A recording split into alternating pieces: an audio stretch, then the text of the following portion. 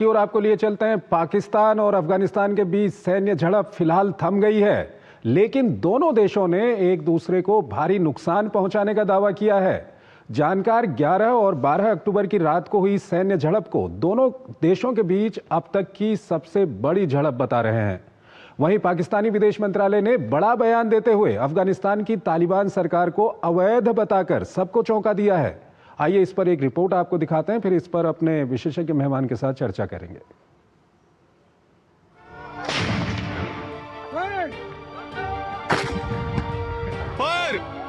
भारत से बुरी तरह पिटने के बाद एक और पड़ोसी देश अफगानिस्तान को छेड़ना पाकिस्तान को महंगा पड़ा। चंद घंटों की झड़प में पाकिस्तान को एहसास हो गया कि उसने बड़ी गलती कर दी है, लेकिन जब तक वो समझ पाता तब तक उसके 58 जवान ढेर हो चुके थे, जैसा कि तालिबान का दावा है। अफगानिस्तान ने पाकिस्तान पर की गई जवाबी कार्रवाई में बड़े पैमाने पर पाकिस्तान को नुकसान पहुंचाने का दावा किया। उधर दोनों देशों के बीच 11 और 12 अक्टूबर की रात हुई झड़प में पाकिस्तान ने भी कुछ ऐसा ही दावा करते हुए 200 अफगान लड़ाकों को मार गिराने का दावा किया, लेकिन दोनों तरफ से अपने अपने सैनिकों के मारे जाने के जो आंकड़े स्वीकार किए गए, उसके मुताबिक पाकिस्तान के 29 जबकि अफगानिस्तान के 9 जवान मारे गए हैं। तालिबान ने अपने अभियान को सफल बताते हुए पाकिस्तान की 25 चौकियों पर कब्जे का भी दावा किया। दरअसल गुरुवार को पाकिस्तान ने तहरीके तालिबान को निशाना बनाते हुए काबुल पर एयर स्ट्राइक कर दी।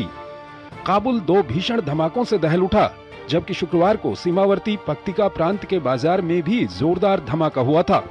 हालांकि पाकिस्तान ने आधिकारिक तौर पर इसकी पुष्टि नहीं की, लेकिन तालिबान ने इसे संप्रभुता का उल्लंघन बताया। पाकिस्तान ने अफगानिस्तान के खिलाफ मोर्चा तब खोला जब अफगानिस्तान के विदेश मंत्री मुत्तकी भारत में थे। अफगानिस्तान ने मिस एडवेंचर करने पर पाकिस्तान को अंजाम भुगतने की धमकी दी। शनिवार की रात पाकिस्तान के साथ सीमा पर कई स्थानों पर भीषण झड़प छिड़ गई। खैबर पख्तूनख्वा के अंगूर अड्डा, बजौर, कुर्रम, दीर और चित्राल, वहीं बलूचिस्तान के बहरामचाह में दोनों तरफ से गोलियां बरसने लगीं। सुबह होते होते कई क्षेत्रीय और वैश्विक ताकतें सक्रिय हुईं। दोनों पक्षों से संयम बरतने की अपील की। जैसे तैसे सीमा पर आग उगलती बंदूकें खामोश जरूर हो गई हैं, लेकिन तनाव अब भी बरकरार है और रह रहकर गोलीबारी की खबरें भी आ रही हैं। इस बीच अमेरिकी राष्ट्रपति ट्रंप ने संघर्ष खत्म कराने की पेशकश की है। वहीं पाकिस्तान ने तालिबान पर अपनी नीति में बड़ा बदलाव लाते हुए उनकी सरकार को अवैध बताया है। पाकिस्तान के विदेश मंत्रालय ने कहा है कि एक दिन अफगानिस्तान में एक ऐसी सरकार सत्ता में आएगी जो वास्तव में अफगान लोगों का प्रतिनिधित्व करेगी। इससे पहले 2021 में तालिबान जब सत्ता में आया था, उसे समर्थन देने वाला पहला देश पाकिस्तान था। पाकिस्तान अफगानिस्तान पर पाकिस्तान के तालिबान गुट टीटीपी को शरण देने का आरोप लगाता है, जबकि तालिबान इससे बार बार इनकार करता है। टीटीपी पाकिस्तान में इस्लामी कानून लागू करने की वकालत करती है। 2022 में इमरान सरकार ने टीटीपी के साथ एक समझौता किया था, हालांकि ये तभी टूट गया था, लेकिन इमरान की सरकार जाने के बाद से टीटीपी अपने हमलों को तेज कर रही है। पाकिस्तान पहले भी कई बार अफगानिस्तान में टीटीपी को निशाना बनाते हुए एयर स्ट्राइक कर चुका है। अब तालिबान ने भी पाकिस्तान पर बड़ा बम गिरा दिया है। उसका दावा है कि पिछले 2 सालों में अफगानिस्तान में आईएस ने जितने हमले किए हैं, उसकी साजिश पाकिस्तान में रची गई और उनकी मददगार पाकिस्तानी सेना है। अशोक सज्जनहार हमारे साथ जुड़े हुए हैं, विदेशी मामलों के जानकार हैं, पूर्व वरिष्ठ राजनयिक हैं, उनसे हम बातचीत करेंगे। अशोक जी, इस बार जो ये कॉन्फ्लिक्ट हुआ है अफगानिस्तान और पाकिस्तान के बीच में, सबसे पहले तो क्या कुछ आपकी पहली प्रतिक्रिया, कैसे इसका विश्लेषण करेंगे, किसको नुकसान हुआ, क्या कुछ हुआ? जी देखिए, ये पहली बार नहीं हुआ है दोनों देशों के बीच में। जब से वहां पर तालिबान सरकार आई है तब से ये होता रहा है। दोनों देशों के बीच में टेंशन काफ़ी बढ़ती रही है। हालांकि जैसे कि आपने कहा, जब 2021 में अगस्त में तालिबान ने वहां पर काबुल पर अपना अधिकार जमाया था, तो तब इमरान खान जो कि प्रधानमंत्री थे, उन्होंने कहा था जो अब तालिबान ने गुलामी की जंजीरें बेड़ियां तोड़ कर फेंक दी हैं, और उन्होंने इसको बहुत ही वेलकम किया था। और उन्होंने उस समय उनके जो DGISI थे वहाँ पर गए थे और ये सोच रहे थे जो पाकिस्तान के लिए एक स्ट्रेटेजिक डेप्थ होगा। परंतु अब देख रहे हैं 4 साल में हालात एकदम बदल गए हैं और पाकिस्तान ये आरोप लगाता है तालिबान के ऊपर, जो वो तहरीक तालिबान पाकिस्तान को वहाँ पर सेफ हेवन्स देता है, वहाँ पर शय देता है और उनको उन्हीं के बलबूते से वो पाकिस्तान के ऊपर हमला करते हैं। परंतु इन सब को तालिबान, अफगानी तालिबान एकदम इन सभी आरोपों को खारिज करता है।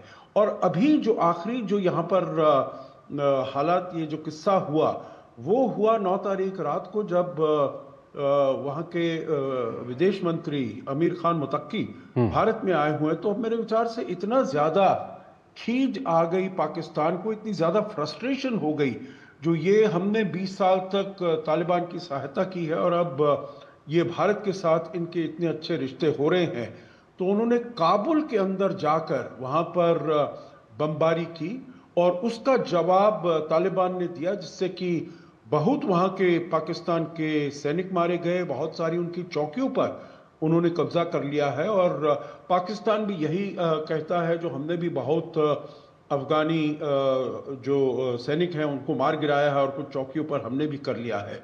परंतु ये तनातनी मेरे विचार से, हालांकि अभी सीज फायर हो गई है, परंतु ये तनातनी इतनी जल्दी जाने वाली नहीं है।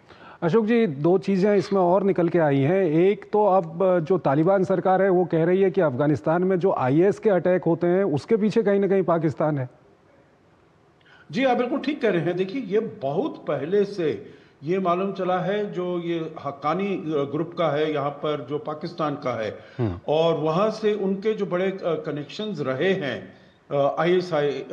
आईसिस के साथ, और इसीलिए जो भी वहाँ पर अलकायदा या आईसिस के जो भी हमले होते रहे हैं अफगानिस्तान में, क्योंकि 2021 के बाद अगर कोई हमले हुए हैं वहाँ पर तो आईसिस या अलकायदा के हुए हैं, बहुत कम हो गए हैं, ये बात माननी पड़ेगी। परंतु फिर भी जो हुए हैं केवल उन्हीं 2 आतंकी गुटों के हुए हैं और किसी आतंकी गुट का नहीं हुआ। पहले ये समझा जाता था, जो इस्लामिक मूवमेंट ऑफ उज़्बेकिस्तान और हिज़्बुत तहरीर, ऐसे बहुत सारे ग्रुप्स हैं, एटीम है वगैरह वगैरह, ये सब वहाँ पर अफगानिस्तान की ज़मीन पर ये एक्टिव हैं, सक्रिय हैं, परंतु उनका कोई वहाँ पर ऐसा अटैक नहीं हुआ, केवल इन्हीं 2 का हुआ है।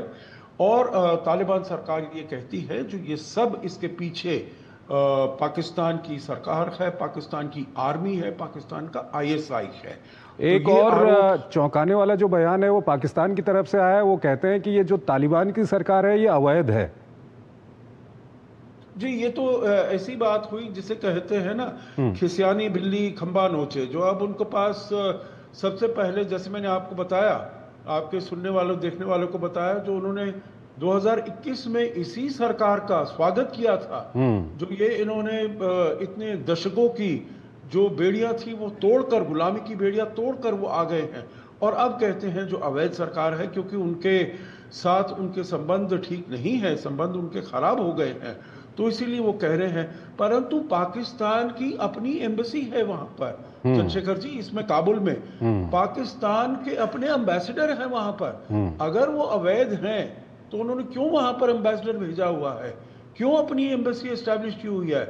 उन्होंने तो अपनी एम्बेसी, भारत ने तो निकाल ली थी एम्बेसी, अभी हम दोबारा लेकर जा रहे हैं, परंतु पाकिस्तान ने तो 2021 के बाद अपनी एम्बेसी वहां से खत्म ही नहीं की, वहां पर वो चल रही है और उनका एम्बेसडर भी वहां पर बैठा हुआ है। ठीक है अशोक जी, बहुत बहुत शुक्रिया आपका हमारे इस कार्यक्रम में जुड़ने के लिए और अपना महत्वपूर्ण विश्लेषण हमारे दर्शकों के साथ साझा करने के लिए।